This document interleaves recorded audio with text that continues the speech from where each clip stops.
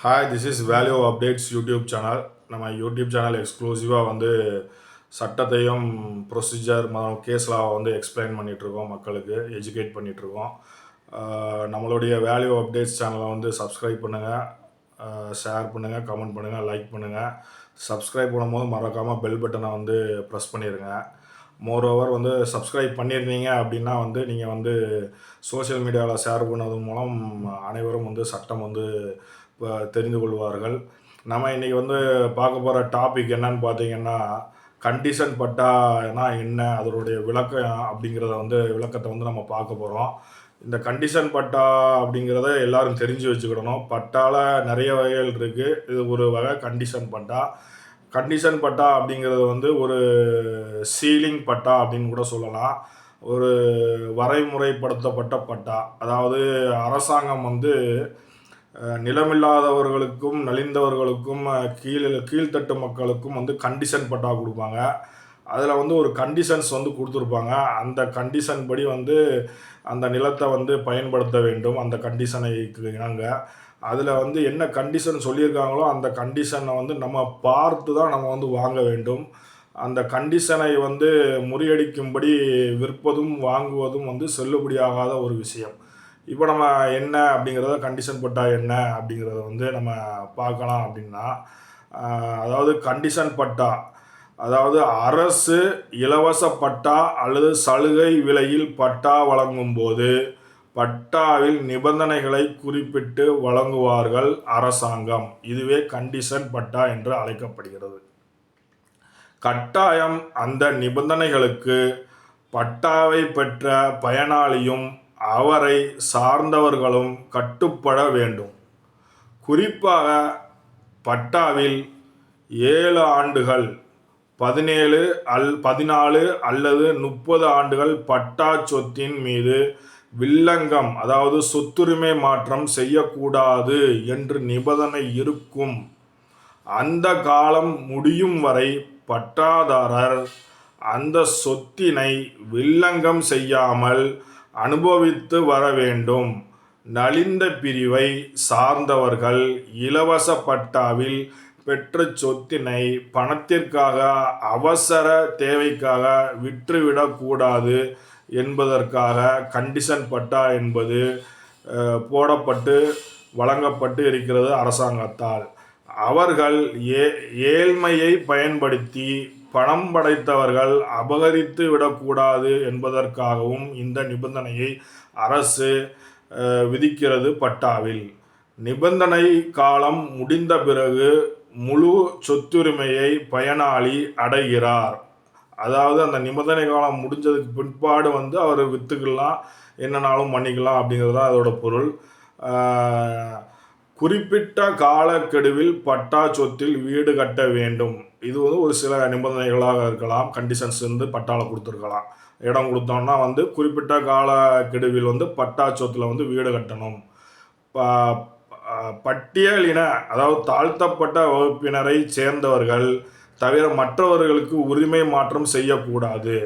சில கண்டிஷன்ஸ் என்ன கொடுத்துருப்பாங்கன்னா, பட்டாவில் வந்து ஷெட்யூல் காஸ்ட்டுக்கு வந்து கொடுத்துருக்காங்க, ஷெட்யூல் ட்ரைப்ஸுக்கு வந்து ஒரு இடத்த வந்து பட்டா பண்ணி அரசாங்கம் கொடுத்துருக்கு அப்படின்னா, அந்த ஷெட்யூல் காஸ்ட்டு ஷெட்யூல் ட்ரைப்ஸ் வந்து ஷெட்யூல் ட்ரைப்ஸ்க்கு தான் வந்து அந்த பட்டாவை வந்து அந்த இடத்த வந்து உரிமை மாற்றம் பண்ண முடியும். அதை விட்டுட்டு பிசிக்கோ இல்லை ஓபிஎஸ்க்கு எம்பிசிக்கோ வந்து இந்த மாதிரி வந்து மாற்றம் பண்ணால் அது வந்து செல்லுபடி ஆகாது. விவசாய நிலத்திற்கு பட்டா வழங்கும் நேர்வில் கட்டாயம் விவசாயம் செய்ய வேண்டும். அதாவது விவசாயத்துக்காக ஒரு பட்டா வந்து கொடுத்துருக்காங்க, அது ஒரு கண்டிஷனாக கொடுத்துருக்காங்க அப்படின்னா அந்த இடத்துல விவசாயம் தான் செய்ய வேண்டியும். நீங்கள் வந்து அதில் வீடு கட்டி வாழ்வதோ இல்லை வந்து ஒரு கமர்ஷியல் மாற்றி காம்ப்ளெக்ஸ் கட்டுவதோ அது வந்து தவிர்க்கப்பட வேண்டும். அது வந்து அப்படி பண்ணால் வந்து அது சட்டத்திற்கு புறம்பானது அப்படிங்கிறத நீங்கள் வந்து புரிஞ்சுக்கணும் என்பதால் போன்ற நிபந்தனைகள் பட்டாவில் இருக்க வாய்ப்புள்ளது.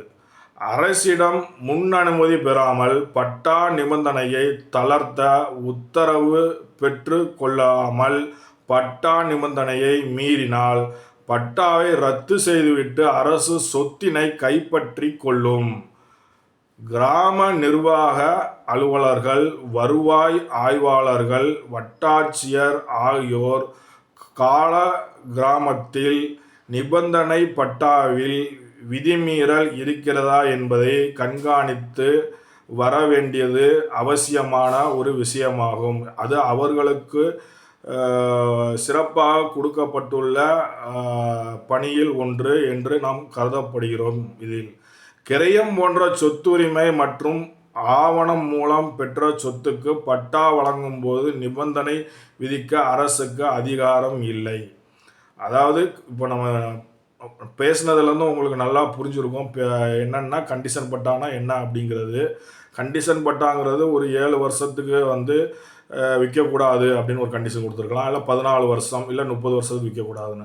இன்னொரு கண்டிஷன் வந்து எப்படி கொடுத்துருப்பாங்க அப்படின்னா, அதான் ஷெட்யூல் காஸ்ட்னால் ஷெட்யூல் காஸ்ட்டுக்கு தான் ட்ரான்ஸ்ஃபர் பண்ணணும், அதுலேயும் வந்து சீலிங் கொடுத்துருப்பாங்க.